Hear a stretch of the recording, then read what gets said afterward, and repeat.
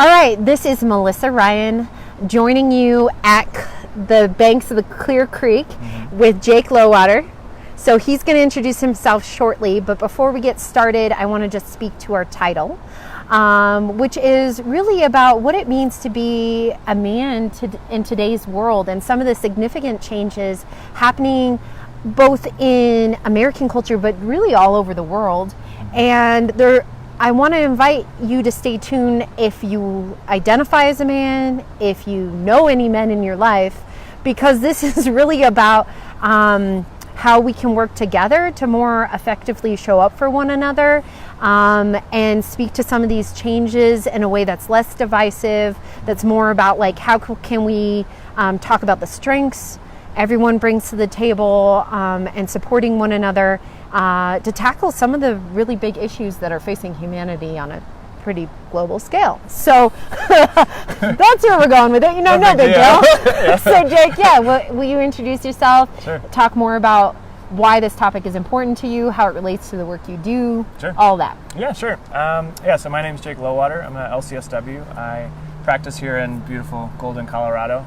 I work mostly with men, but also with couples, and most of the work that I do is around helping men understand themselves and then understand their relationships. And so a lot of it's emotional intelligence. Okay. How do I deal with the emotions that I have? Because as a human, we all have emotions. Wait. Yeah. Is that true? Are you sure? Yeah, men have emotions too. Because I did have my mentor who said, well, men really will identify with two emotions. I think we were talking about this. We were talking about this. Lust and anger. Right. So you can either be angry and pissed off, or you can be horny. That's what you got. So you got to take all human emotion and filter them into those two. Hasn't been working very well. And why do you say that? Tell me more about how that relates to well, I mean, really, there's a lot more to men than just being angry and horny, which, the culture allows those two things, which is true. And actually the culture in some ways perpetuates those two things. And that's not true for men at all. Men are really, ultimately human, and so they haven't been acculturated to feel exactly how they feel. They've actually been told that's not okay. And actually to feel is to be feminine, which is really kind of a huge challenge for a man, because if they have feelings, then, oh wait, does that mean that I'm somehow a woman? No, not at all. No, it turns out you're just human. You're just human. And you have this part in your brain called the limbic system where your emotions hang out. Sure. And you're just accessing that part of your brain. Right, exactly. So the idea that I work with in my practice is that it's okay to have emotions. It's okay to work with emotions as they come up. First, understanding that we have them, working with them as they come up, and then how are we in relationship around our emotional state? Because oftentimes what happens with men is that they throw their emotions out onto other people, whether it's other men or whether it's women or whether it's other communities, that ultimately they make other people responsible for their emotional baggage because they're not clear on what it is for them. That's pretty much what I do here. And so how does that happen? Because I would imagine it's not conscious. I imagine these men aren't like, oh, I have this really shitty emotion. I don't want it. It's like hot potato, And they're like, sure. They took it to some other person, know? My experience, because I see a lot of men, because I predominantly see couples. But in general, it's not that they often aren't even aware that they threw the hot potato to somebody else to catch or be responsible for it. Right. Yeah. It's really foundational programming. And so what happens for most boys in our culture is at age 5, they're told they're not allowed to cry, which it shuts everything down, is that you're not allowed to feel. And so from the age of 5, boys are told to be men. But from the eyes of a boy, that doesn't make sense. So what they do is use boy psychology of I'm going to be a tough guy, and I'm not going to show emotion, and I'm going to feel nothing, basically. So what happens is they start to just be tough, and that's it. And that's a one-dimensional way of being in the world. In reality, though, when something bad happens, they feel bad about what happens, but they don't know how to process it. So then you have a lifetime, usually 20 to 30 or 40 or sometimes 50 years of continued conditioning around, well, something bad happened, but I'm supposed to be a man and not feel it.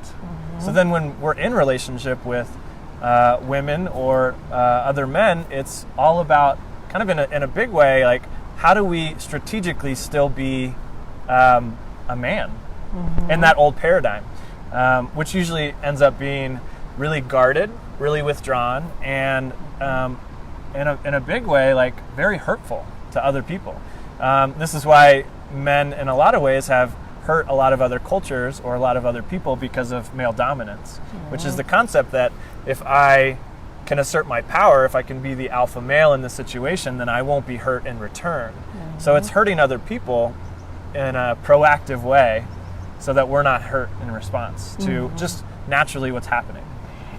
Terry, of course, was used the term of like it's a way to regulate emotion through violence towards others, really. Sure, right. Or power over others. It's a way to like take that emotion and have a way to channel it because there isn't skills around how do you take this emotion, own this emotion, and work through the emotion. Right. Terry Real, yeah. Terry Real.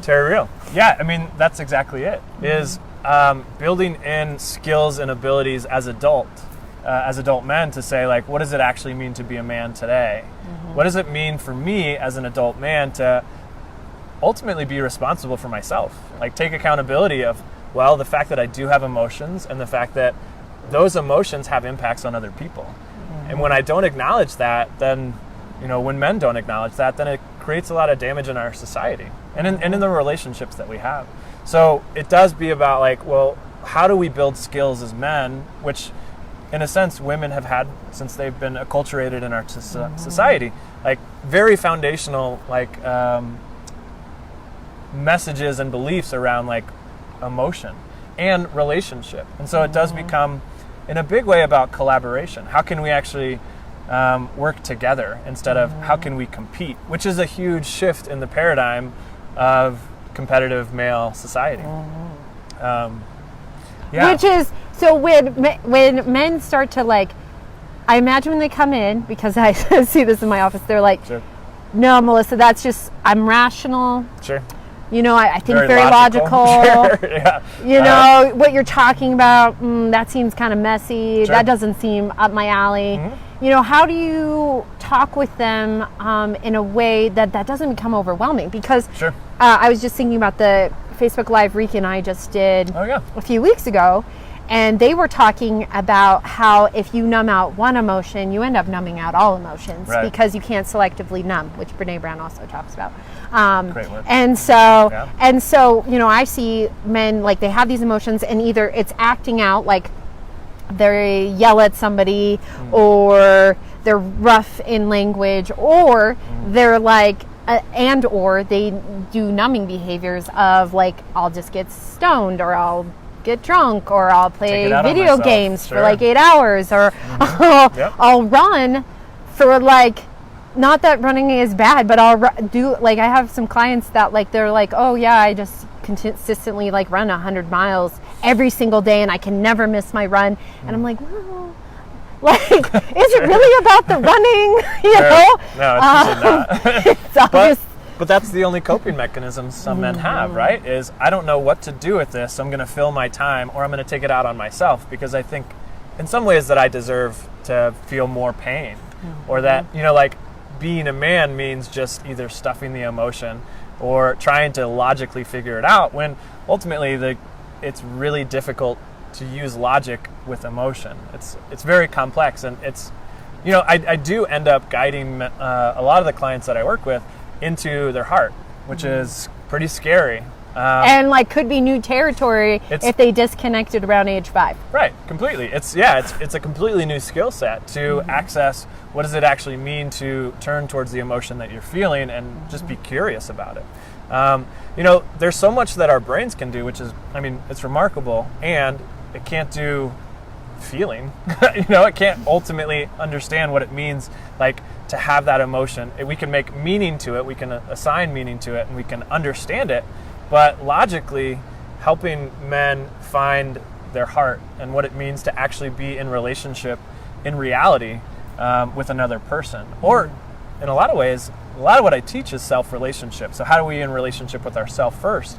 And then how do we bring those skills and those abilities to our relationship with our partner?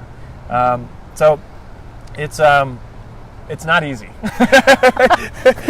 It's not impossible. It's not impossible. Actually, a lot of the men that I work with find that emotions end up being great, and they're able to work with them.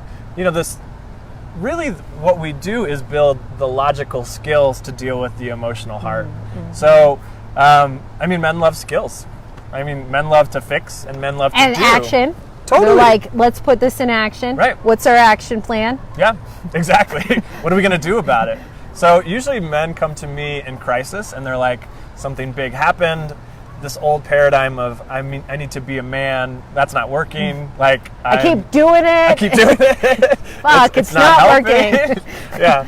So ultimately what happens is they're ready to say, okay, well, if I break down this traditional be a man psychology, and I recognize that hasn't worked for me, it's worked up to this point, but it won't work beyond it, then I'm open to learning the skills and the resources and the tools that we use in our counseling to basically affect change in regards to those emotions. It's kind of playing, in some ways, catch up to what women have learned for a long time, but in a masculine perspective. And so it's not about, like we said earlier, it's not about competition. It's about how do I feminizing men. Or feminizing men, right. It's about being able to be strong and resilient and recognize that even having emotions is, in some ways, a huge superpower.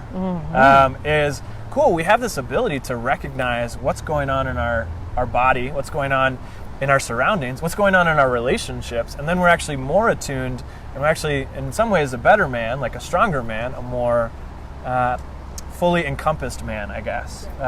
There's a movement in Boulder called the Authentic Man Project. Oh, okay. And so it's all about being more authentic with what we're actually feeling, so that we're not, we're being a traditional man in the way of the culture tells us to just shut everything down. Yeah, so you're not,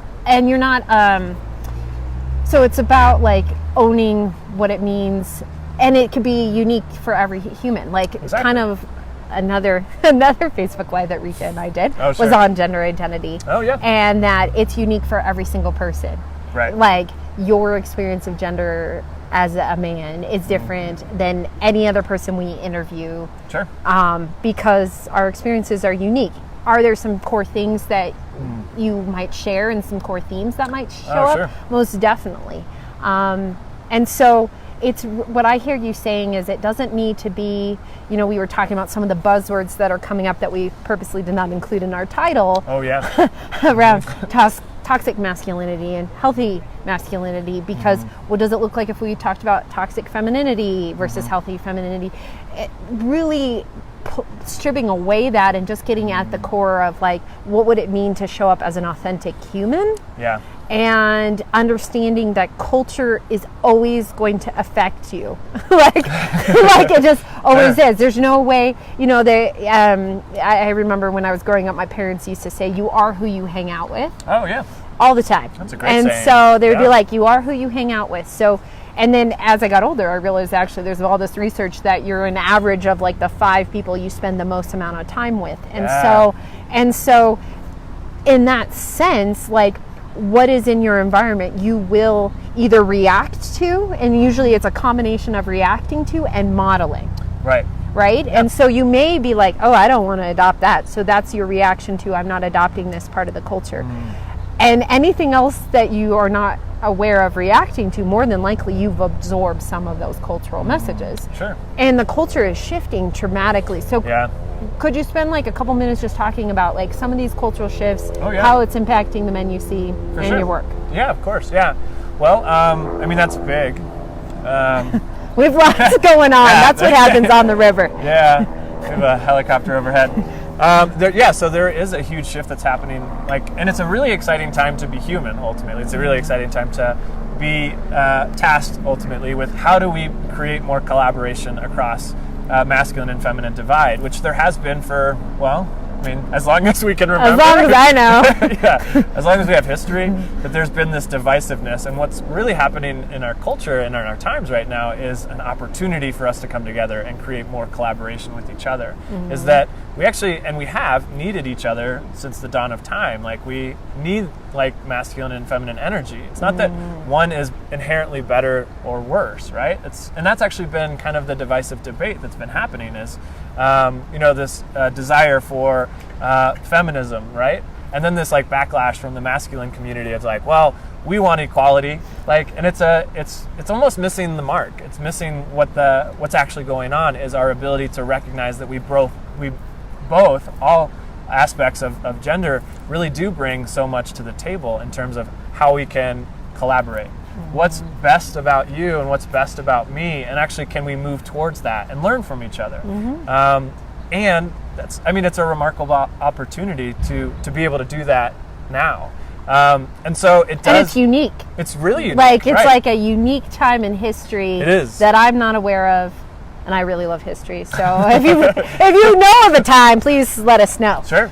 It is a really unique time. And it feels, at least from the work that I do with my clients and with the couples work that I do, it does feel like it's making a change in the direction of collaboration, in the direction of the recognition that, well, we actually need each other more than we think, or that we've allowed ourselves to need each other. And it doesn't mean that it's a neediness that we need each other. It's actually, no, we actually need the best of both of our expressions to be in the world and to kind of like ultimately create more peace and more healing for ourselves, for our relationships, and for our community. I was talking earlier about like traditional men's work, and what I've been doing in my own personal and professional life for the last probably 5 years is really men's work is about relating work. It's about how can I as a man relate better with everyone, other men, with women, with the trans community. Like, how can I encapsulate more understanding of what it just means to be human? And so that's really what the work is all about, is being able to relate better with ourselves so that we can relate better with other people. And ultimately, if we can infuse empathy into another person's experience and say, wow, wait, so what I did hurt you some. Well, tell me more about why that hurt. And tell me more about what happened for you when that happened. I mean, we're not asking those questions, and we need to be. It's understanding our impact on the world, and that we have responsibility to each other in a big way to create more peace, to create more healing. More healing and less, I steal this term as well from Terry, which is oblivious inconsideration.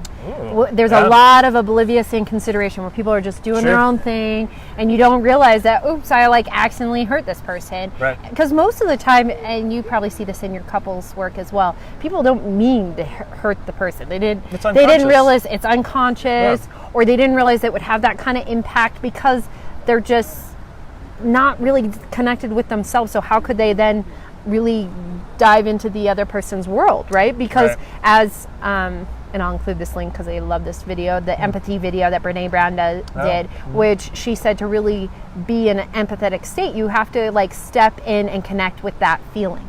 Well, if you're disconnected from your feelings, it's going to make it very challenging to be empathetic for obvious reasons, right? Exactly. And so it's just cool work, and it's really, from my point of view, it's, and I'll guess end with this, and I'll ask your final thoughts.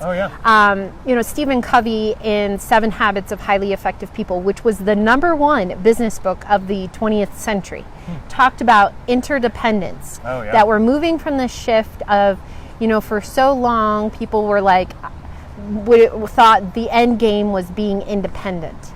And what he talks about in that book is, no, the end game is interdependence. How can I show up and know what I'm about and be autonomous and understand my own emotions and be able to be empathetic and then collaborate and connect and be interdependent. So it's that next evolution. And what's so cool is like that's what he talked about in that book, which was written, I don't know, 20 plus years ago. Yeah, maybe 30 years ago.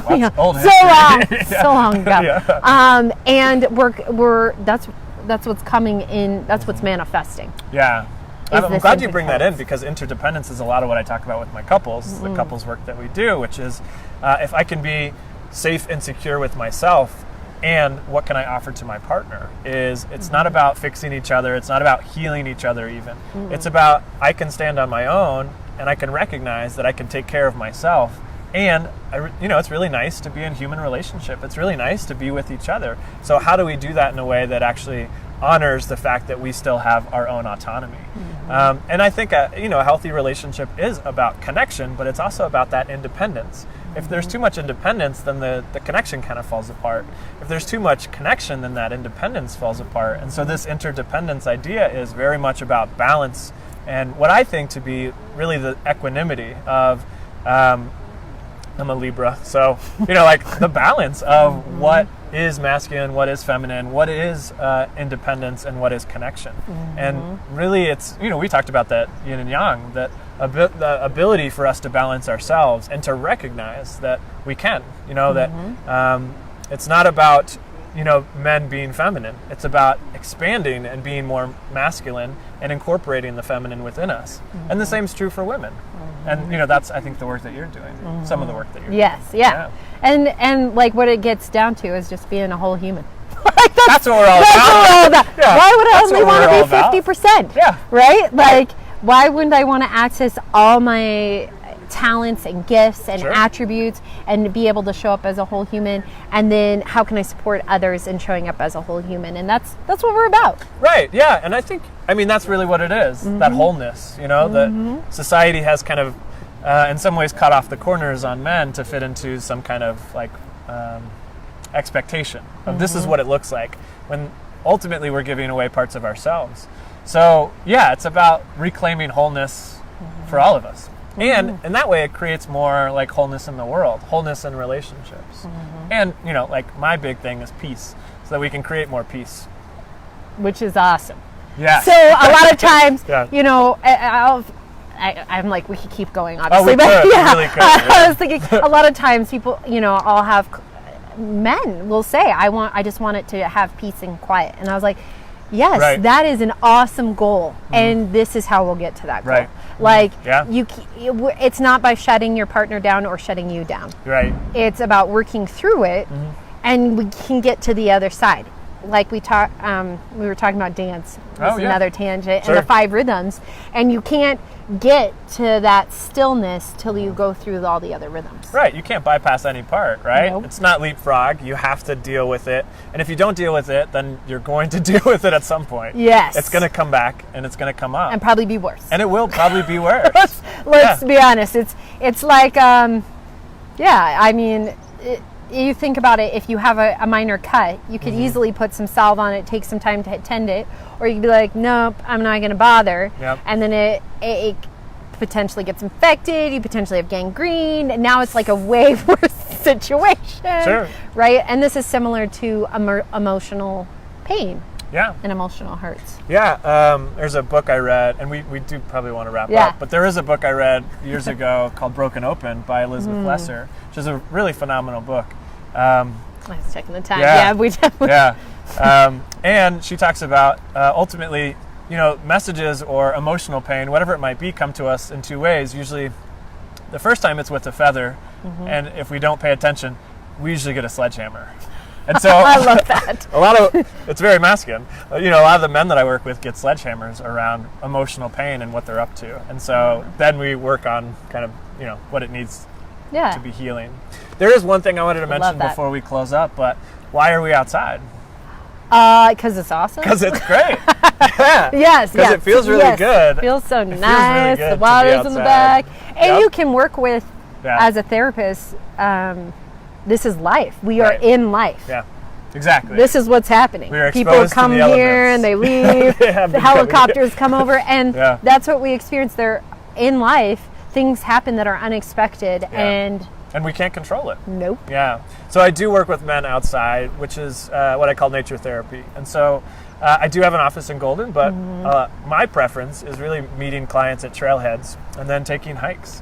Because men, we like to do stuff. And so if we can take a hike, we get something accomplished. And we actually, there's science that shows nature heals us in exponential ways. The more time that we spend outside, the more we feel better about our situation or about our life. So nature therapy is kind of a neat way. I often find too with men sitting in an office, like in a traditional setting, across from each other with eye contact can be really confrontational to that alpha male. And so having something to do, a direction that we're actually both going in the same way. And, the couples work outside is really interesting too, because it's, again, like what you said, like, well, where's the control? Where's that safety? Like, how do I navigate this in a new and different situation? And it's a lot of ultimately good resourcing because we're not always in a traditional office-based setting. We're oftentimes outside or in nature, especially here in Colorado. Yeah. Yeah. I agree. Yeah. It makes it really dynamic. So I will include Jake's information if you have more questions or want to discuss the work he does or you're interested in the work he does. And then my invitation to anyone that's watching or has watched part of this is to, if you would, pass this along to any men in your life or folks, again, that know men or work with men. So pretty much anyone. Anybody?